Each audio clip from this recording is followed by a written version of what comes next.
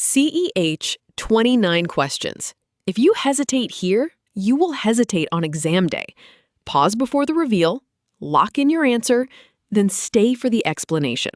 Follow CertPunch and visit CertPunch.com for more videos like this. Question 1 of 29. A corporation has transitioned to a public cloud service. The security team found a critical flaw in the API of the cloud service provider. What is the potential threat they are most likely to face? Correct answer. Option A, unauthorized access to cloud resources. Option B, vulnerability to physical security breaches. Option C, DDoS attack on cloud servers. Option D, compromise of encrypted data at rest. Lock in your answer now. This is the kind of distinction the exam expects you to catch. The correct answer is option A, unauthorized access to cloud resources. Why it works. An API flaw directly leads to unauthorized resource access, a fundamental cloud security risk.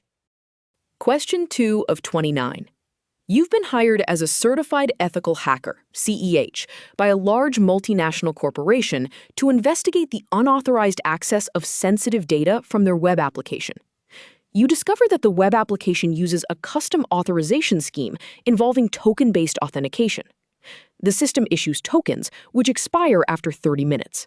In the server logs, you notice multiple failed login attempts using expired tokens within a 3-minute window, followed by successful access with a valid token. You suspect that an attacker exploited the authorization scheme. What could be the most likely attack scenario? Option A. The attacker utilized a token replay attack, confusing the server to accept an expired token. Option B. The attacker captured a valid token before its expiry and used it to gain access. Option C. The attacker took advantage of a race condition, where the system validates expired tokens. Option D. The attacker brute forced the token generation algorithm to produce a valid token. Lock in your answer now.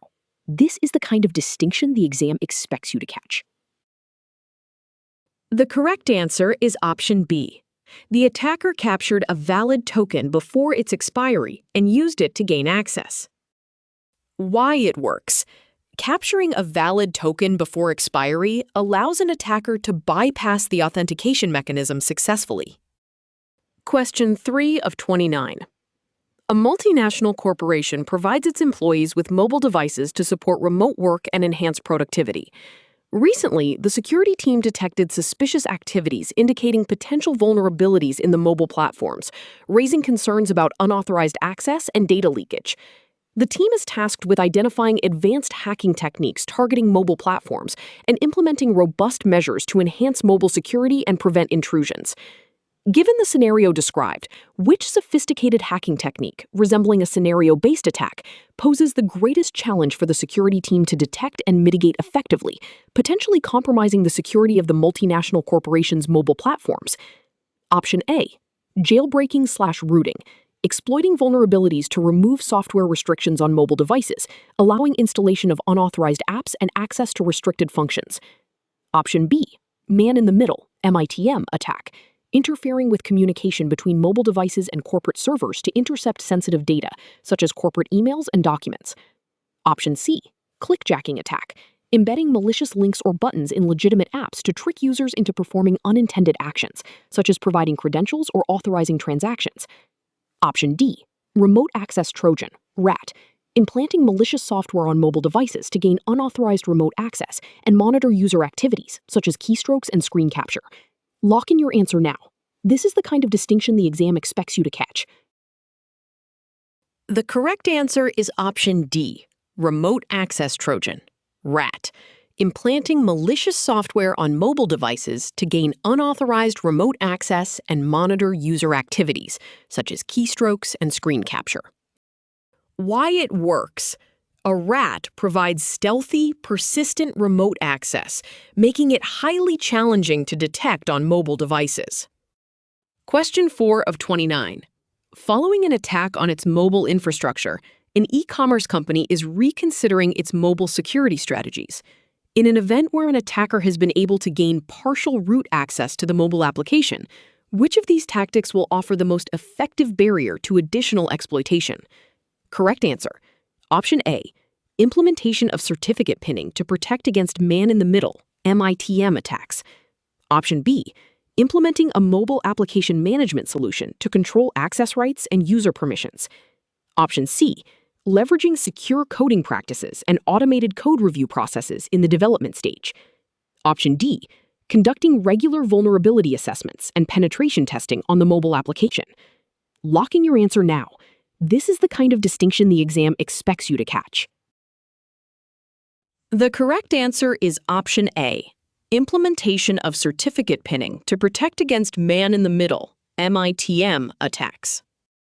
Why it works?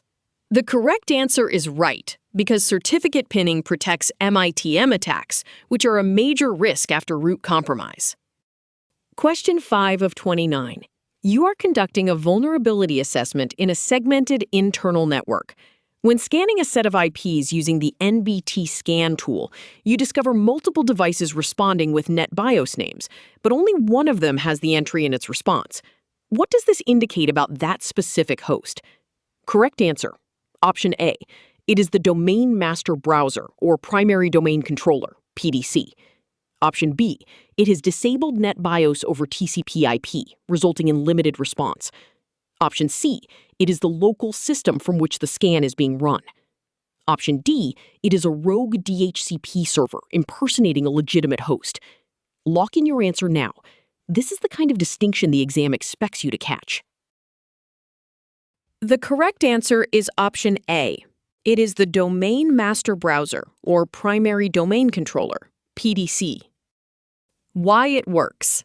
The correct answer is right, because only the PDC, or master browser, provides the NetBIOS name list in a Windows network. Question 6 of 29.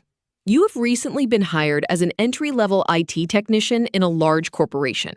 In a meeting with the IT team, the terms ethical hacking and penetration testing are mentioned frequently.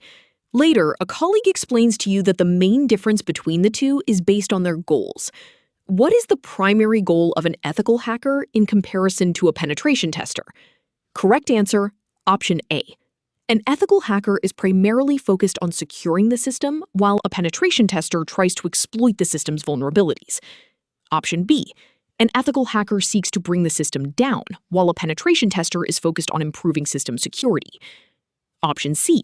An ethical hacker is focused on exploiting system vulnerabilities, while a penetration tester aims to secure the system. Option D. An ethical hacker aims to improve system security, while a penetration tester seeks to bring the system down. Lock in your answer now. This is the kind of distinction the exam expects you to catch. The correct answer is option A. An ethical hacker is primarily focused on securing the system, while a penetration tester tries to exploit the system's vulnerabilities. Why it works? An ethical hacker's primary focus is security through identifying and fixing vulnerabilities. Pretexting and quid pro quo are other social engineering types. Question 7 of 29. A major financial institution is experiencing persistent denial of service (DOS) attacks targeting its online banking services, causing significant disruption to customer transactions and eroding trust in the institution. The security team is under immense pressure to identify and mitigate the sophisticated tactics employed by the attackers to ensure uninterrupted access to banking services. Considering the scenario described, which sophisticated denial of service technique, resembling a scenario-based attack, poses the greatest challenge for the security team to detect and mitigate effectively, potentially jeopardizing the availability of online banking services? Option A. A distributed SQL injection attack targeting the institution's online banking database servers, causing resource exhaustion and database downtime. Option B. A coordinated UDP flood attack, exploiting vulnerabilities in the institution's DNS infrastructure, flooding authoritative DNS servers to disrupt domain resolution services. Option C. A synchronized Layer 3 Smurf attack, targeting the institution's internet-facing routers, flooding their interfaces with ICMP echo requests to exhaust bandwidth and disrupt network connectivity. Option D. A zero-day exploit targeting the institution's web server software, causing buffer overflow and service unavailability through remote code execution. Lock in your answer now. This is the kind of distinction the exam expects you to catch. The correct answer is option D, a zero-day exploit targeting the institution's web server software, causing buffer overflow and service unavailability through remote code execution. Why it works. Zero-day exploit is the most challenging, as it uses unknown vulnerabilities for remote code execution. Other options are known techniques. Question 8 of 29. A multinational corporation recently survived a severe distributed denial of service attack, which caused significant downtime and resulted in substantial financial losses. After implementing enhanced security measures, the company contracted you as a cybersecurity consultant to assess their new infrastructure. During the audit, you discovered that the organization uses both hardware and cloud-based solutions to distribute incoming traffic. The primary purpose of these solutions is to absorb and mitigate the effects of a DDoS attack, ensuring that legitimate requests are not affected during such an event. What type of DDoS mitigation strategy is the company utilizing? Option A, black hole routing. Option B, rate limiting. Option C, load balancing. Option D, sinkholing. Lock in your answer now. This is the kind of distinction the exam expects you to catch. The correct answer is option C, load balancing. Why it works. Load balancing distributes traffic to prevent overload. Black hole routing drops traffic, while sinkholing redirects it to a null route. Question 9 of 29.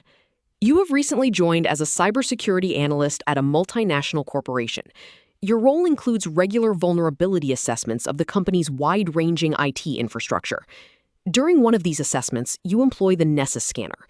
The scanner flags a severe vulnerability marked as CVE 2023-12456. This vulnerability specifically targets the SSH secure shell service running on one of the company's Linux servers.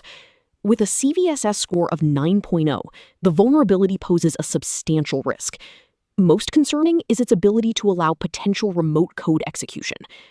Given the high-risk nature of the vulnerability, what course of action should be immediately prioritized? Correct answer. Option A. Without delay, apply the patch recommended by the vendor. Option B. Temporarily isolate the affected server and audit it.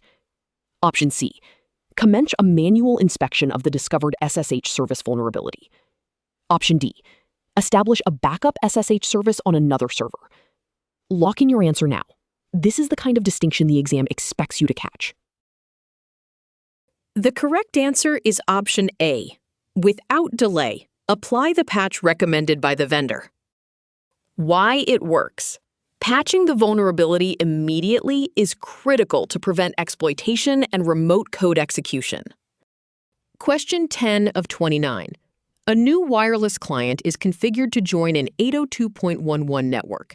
This client uses the same hardware and software as many of the other clients on the network. The client can see the network, but cannot connect. A wireless packet sniffer shows that the wireless access point, WAP, is not responding to the association requests being sent by the wireless client. What is a possible source of this problem? Correct answer. Option A. The WAP does not recognize the client's MAC address. Option B. Client is configured for the wrong channel. Option C. The client cannot see the SSID of the wireless network. Option D. The wireless client is not configured to use DHCP. Lock in your answer now. This is the kind of distinction the exam expects you to catch. The correct answer is option A. The WAP does not recognize the client's MAC address. Why it works.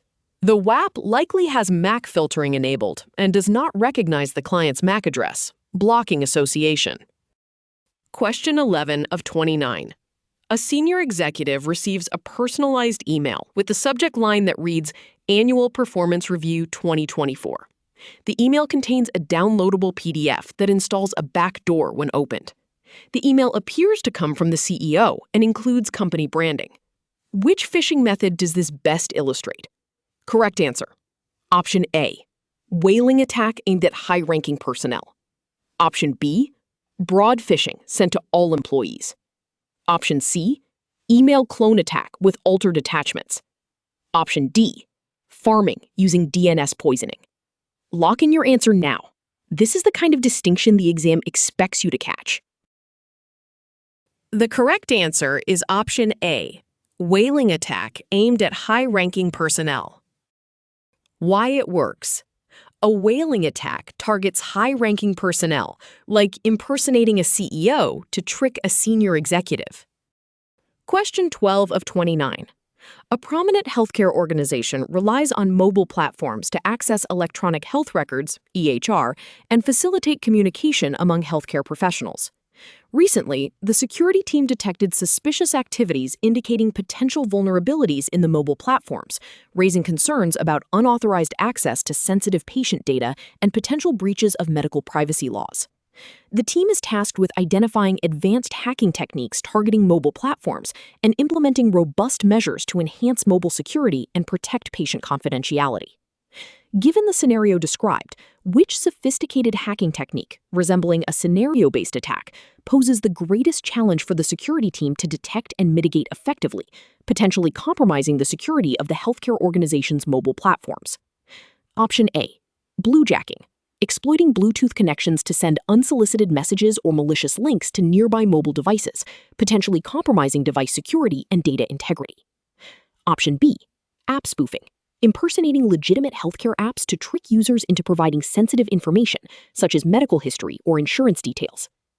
Option C, zero-day exploits, leveraging previously unknown vulnerabilities in mobile operating systems or applications to gain unauthorized access to healthcare data and patient records.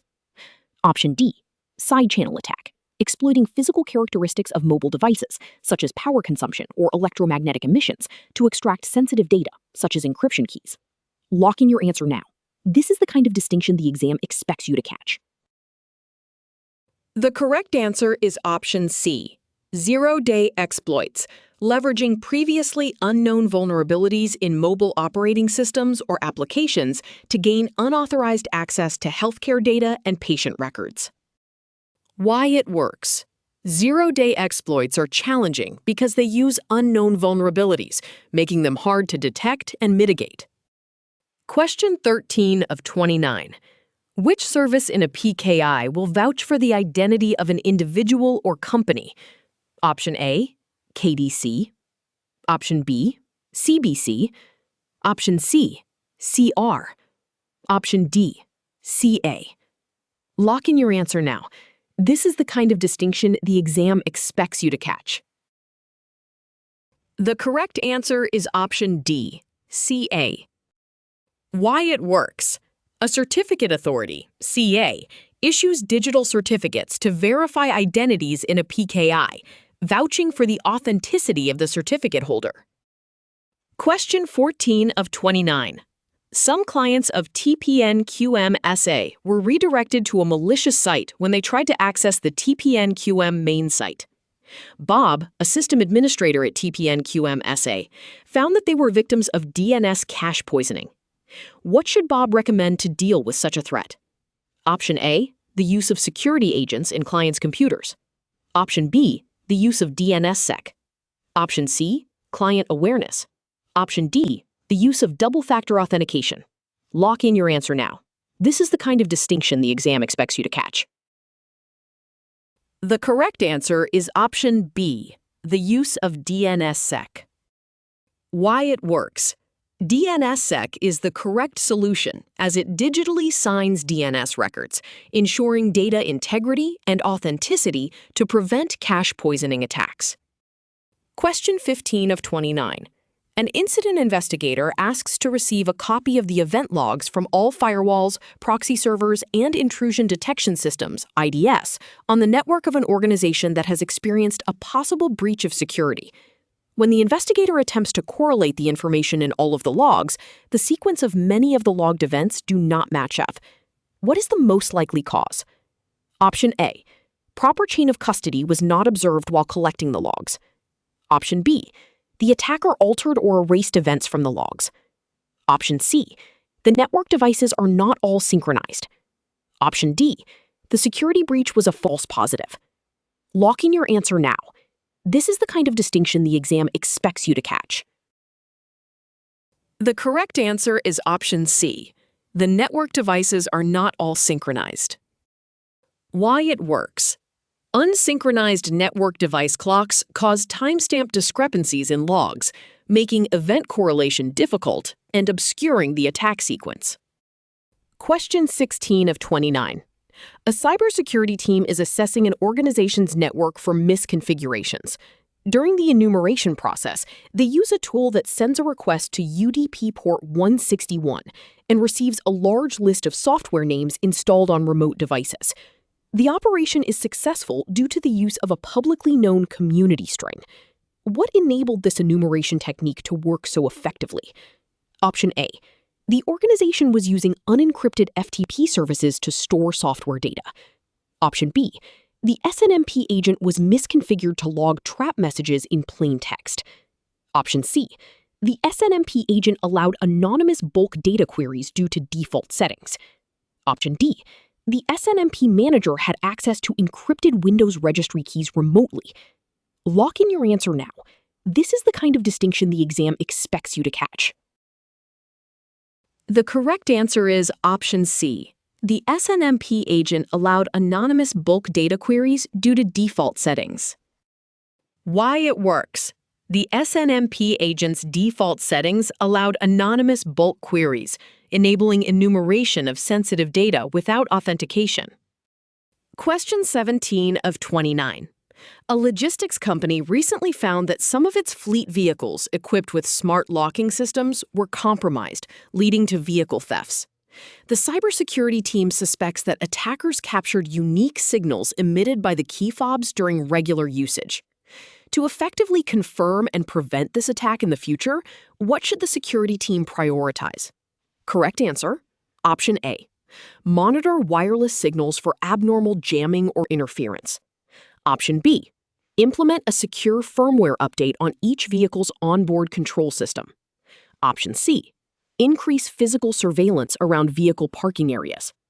Option D. Deploy anti-malware systems on all company smartphones associated with vehicles. Lock in your answer now. This is the kind of distinction the exam expects you to catch.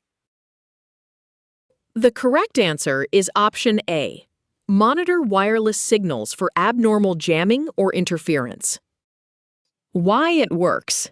Monitoring wireless signals for interference or jamming can detect attackers capturing key fob signals, confirming and preventing future attacks. Question 18 of 29. You are a security analyst investigating a network compromise. The infected systems are receiving external instructions, masking the control traffic using widely allowed protocols like HTTP and DNS. The payloads are stealthy and modify system components without saving files to disk. What would be the most effective action to detect and disrupt this kind of malware communication? Correct answer, option A. Use behavioral analytics to monitor for irregular outbound requests and abnormal application behavior. Option B. Implement port blocking for common malware-associated ports like 6667 and 12345. Option C. Focus on updating antivirus signatures regularly to catch known malware variants. Option D. Configure proxy servers to allow only encrypted traffic and block all plain HTTP requests. Lock in your answer now. This is the kind of distinction the exam expects you to catch. The correct answer is option A. Use behavioral analytics to monitor for irregular outbound requests and abnormal application behavior. Why it works. Behavioral analytics detects irregular outbound requests and abnormal behavior, ideal for identifying stealthy malware using common protocols. Question 19 of 29. While performing a vulnerability assessment for XYZ Corporation, you discover that several key systems are regularly interacting with unidentified external entities. These interactions often involve data transfers, both incoming and outgoing. While some of these might be legitimate, the nature and volume of this unmonitored traffic raise concerns about potential data exfiltration or malware introduction. Given the ambiguous nature of these interactions and the high stakes involved, which strategy would most directly identify and mitigate the vulnerabilities associated with these unsanctioned exchanges? Correct answer, option A. Prioritize a behavioral analytics solution that profiles normal system behaviors and alerts on deviations, focusing on the interaction patterns of the identified systems. Option B. Implement an aggressive zero-trust model across the board, cutting off all external interactions until each can be individually vetted and validated. Option C. Institute a company-wide training session on the dangers of unsolicited communications, hoping to curtail inadvertent employee engagements with external entities. Option D. Initiate a deep-dive forensic analysis on the systems involved, looking for signs of past breaches, malware, or unauthorized data manipulations. Lock in your answer now. This is the kind of distinction the exam expects you to catch. The correct answer is option A. Prioritize a behavioral analytics solution that profiles normal system behaviors and alerts on deviations, focusing on the interaction patterns of the identified systems. Why it works. Behavioral analytics profiles normal system behaviors to detect deviations, directly identifying unsanctioned exchanges and data exfiltration. Question 20 of 29. During an ethical hacking exercise, a security analyst is testing a web application that manages confidential information. The analyst suspects the application may be susceptible to SQL injection attacks. Which of the following payloads will most likely reveal if the application is vulnerable to time-based blind SQL injection attacks? Correct answer? Option A. And benchmark, 5 million, encode, test, period. Option B. And 1 equals 0, union all, select admin, period. Option C. Or 1 equals 1, period. Option D. And benchmark, 5 million, encode, test, period. Option B. And 1 equals 0, union all, select admin, period. Option C. Or 1 equals 1, period. Option D. And benchmark, 5 million, encode, test, period. Option B. And 1 equals 0, union all, select admin, period. Option C. Or 1 equals 1, period. Option D. And benchmark, 5 million, encode, test, period. Option B. And 1 equals 0, union all, select admin, period. Option C. Or 1 equals 1, period. Option D. And benchmark, 5 million, encode, test, period. Option B. And 1 equals 0, union all, select admin, period. Option C. Or 1 equals 1, period. Option D. And benchmark, 5 million, encode, test, period. Option B. And 1 equals 0, union all, select admin. The correct answer is option A. And benchmark, 5 million, encode, test, Why it works. The benchmark payload causes a delay, revealing time-based blind SQL injection if the response is significantly delayed. Question 21 of 29. As a certified ethical hacker, you have been contracted by a leading technology company to test the vulnerabilities in its web application. The application integrates various third-party services and employs multiple APIs. During your advanced testing, you discover a particularly robust web API that is designed to work with several webhooks.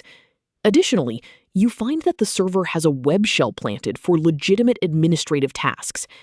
Your objective is to exploit vulnerabilities related to the web API, webhooks, and web shell. What technique would best allow you to compromise the system effectively while leaving minimal traces? Option A. Execute insecure direct object reference, IDOR, on the web API to access unauthorized resources. Option B. Utilize SSRF, server-side request forgery, to make unauthorized API calls from the server itself. Option C. Exploit the web shell by uploading malicious scripts disguised as routine administrative tasks. Option D. Manipulate the webhook to trigger an unintended data transfer between the application and third-party services. Lock in your answer now. This is the kind of distinction the exam expects you to catch. The correct answer is option B. Utilize SSRF, server-side request forgery, to make unauthorized API calls from the server itself. Why it works. SSRF allows unauthorized API calls from the server, compromising the system stealthily without leaving obvious traces. Question 22 of 29. As a security analyst, you're testing your company's network for potential vulnerabilities. During your investigation, you suspect that an attacker might be using MAC flooding to compromise the switches and sniff network traffic. Which of the following indicators would most likely confirm your suspicions? Correct answer? Option A. Numerous MAC addresses that correspond to a single switch port. Option B. The presence of multiple IP addresses assigned to a single MAC address. Option C. The existence of multiple MAC addresses assigned to a single IP address. Option D. An increased number of ARP requests in the network traffic. Lock in your answer now. This is the kind of distinction the exam expects you to catch. The correct answer is option A. Numerous MAC addresses that correspond to a single switch port. Why it works. A correct answer, because numerous MAC addresses on a single port indicate the switch's CAM table is overflowing. The trap is confusing this with an IP-related issue. Question 23 of 29. A leading online retailer has been experiencing a series of security incidents involving unauthorized access to customer accounts and fraudulent transactions. Upon investigation, it is suspected that attackers are employing sophisticated session hijacking techniques to compromise user sessions and carry out illicit activities. The security team is tasked with implementing robust measures to prevent further breaches and protect customer trust.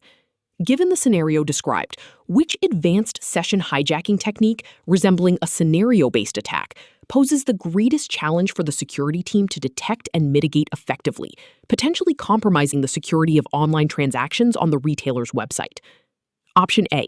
Credential stuffing attack, using stolen credentials to hijack active user sessions and perform fraudulent activities. Option B. Session replay attack, capturing and replaying encrypted session tokens to gain unauthorized access. Option C. Clickjacking attack, embedding malicious iframes to trick users into performing unintended actions on the retailer's website. Option D. Cross-site request forgery, CSRF attack, manipulating user requests to initiate unauthorized transactions. Lock in your answer now. This is the kind of distinction the exam expects you to catch. The correct answer is option B. Session replay attack, capturing and replaying encrypted session tokens to gain unauthorized access. Why it works. This is correct, as session replay attacks are hard to detect because they use valid, captured tokens. The trap is confusing it with an attack that relies on user interaction. Question 24 of 29. As a cybersecurity analyst for a leading multinational company, you have unearthed evidence suggesting a breach. Analysis indicates that sophisticated steganography techniques are in play, allowing the hacker to exfiltrate data by cleverly embedding it within image files.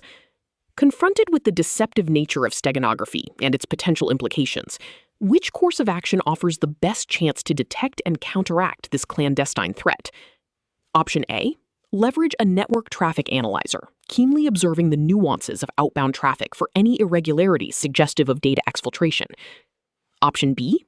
Roll out an intrusion prevention system, IPS, geared towards identifying and neutralizing further unauthorized server activities. Option C. Implement a robust firewall to intercept all outgoing network traffic from your servers, aiming to disrupt any data exfiltration attempts. Option D. Engage a specialized steganalysis tool to scrutinize questionable files, decode the obscure data, and reveal the hacker's exfiltration methodology. Lock in your answer now. This is the kind of distinction the exam expects you to catch. The correct answer is option D. Engage a specialized steg tool to scrutinize questionable files, decode the obscured data, and reveal the hacker's exfiltration methodology. Why it works. The answer is correct because a steg tool is specifically designed to find hidden data in files. The trap is choosing a general monitoring tool. Question 25 of 29. You've recently been hired as a cybersecurity intern for a growing tech startup. During your onboarding, the company's Chief Information Security Officer, CISO, explains the various types of hackers you need to be aware of as part of your role. The term script kiddie comes up during this discussion. Based on your CEH V12 study material, which of the following descriptions best defines a script kiddie? Option A, a hacker who only targets systems that use JavaScript and similar scripting languages. Option B, a young hacker who is still learning the basics of ethical hacking and cybersecurity. Option C, a hacker who writes their own complex scripts and exploits them to carry out attacks. Option D, a hacker who uses pre-existing scripts and tools to carry out attacks without fully understanding how they work. Lock in your answer now. This is the kind of distinction the exam expects you to catch. The correct answer is option D, a hacker who uses pre-existing scripts and tools to carry out attacks without fully understanding how they work. Why it works. Script kiddies use pre-existing tools without understanding them. They lack the skills to create their own exploits. Question 26 of 29. As a cybersecurity professional conducting a network vulnerability assessment for your organization, you discover a potentially critical vulnerability. This vulnerability arises from an outdated software component installed on a critical production server used by the financial department. The software vendor has acknowledged this vulnerability and promptly released a patch to fix it. However, the application of the patch has been deferred due to the department's operational needs, as they cannot tolerate downtime during business hours, which would significantly impact their productivity. The situation poses a significant risk due to the potential for exploitation until the patch is applied. With these constraints in mind, as a certified ethical hacker, what immediate action could you undertake to reduce the risk associated with this vulnerability without disrupting department operations? Option A, initiate a full-scale penetration test on the vulnerable server to evaluate the true potential impact of the vulnerability. Option B, continually monitor network traffic to and from the server to detect any attempts at exploiting the identified vulnerability. Option C, insist that the financial department cease all operations and use of the server until the patch has been applied. Option D, implement a strategy of virtual patching, providing a protective layer around the vulnerability until the actual patch can be applied. Lock in your answer now. This is the kind of distinction the exam expects you to catch. The correct answer is option D. Implement a strategy of virtual patching, providing a protective layer around the vulnerability until the actual patch can be applied. Why it works. Virtual patching applies security controls to mitigate risk without downtime. The other options are either too disruptive or insufficient. Question 27 of 29. As a newly appointed cybersecurity analyst in a financial firm, you are tasked with performing network scanning to maintain the organization's network security posture. You decide to conduct a SYN scan, sometimes referred to as half-open scanning, using a popular tool like Nmap. If you initiate a SYN scan against a target IP address and receive a SYN/ACK packet in response, how would you interpret this result? Correct answer. Option A. The scanned port on the target IP address is open, as the receipt of a SYN/ACK packet indicates that the port is prepared to establish a connection. Option B. The target IP address is not reachable, as the receipt of a SYN/ACK packet is a common response to an unsuccessful attempt to connect. Option C. The scanned port on the target IP address is filtered, as the receipt of a SYN/ACK packet indicates that a firewall or filtering device is intercepting and responding to the scan. Option D. The scanned port on the target IP address is closed, as the receipt of a SYN/ACK packet indicates that the port has acknowledged but not accepted the connection. Lock in your answer now. This is the kind of distinction the exam expects you to catch. The correct answer is option A. The scanned port on the target IP address is open, as the receipt of a SYN-ACK packet indicates that the port is prepared to establish a connection. Why it works. A SYN-ACK response confirms a port is open and ready to connect. A closed port would respond with a reset packet. Question 28 of 29. As part of a security audit, your team evaluates a system flagged by your automated scanner. The tool outputs a vector string with a numerical range of 9.8, indicating a critical severity. However, the client is unsure about the real-world implications of this score. You are tasked with explaining what this score conveys and how it was derived. Which of the following best explains the purpose and benefit of this type of rating in prioritizing remediation efforts? Option A, it simplifies attack replication by generating matching exploit payloads from live memory dumps. Option B, it provides a qualitative baseline that supports public exploit classification based on behavior. Option C, it quantifies technical impact and ease of exploitation, guiding structured risk response based on impact and environment. Option D, it measures authentication errors in binary protocols to align patching with service configuration. Lock in your answer now. This is the kind of distinction the exam expects you to catch. The correct answer is option C.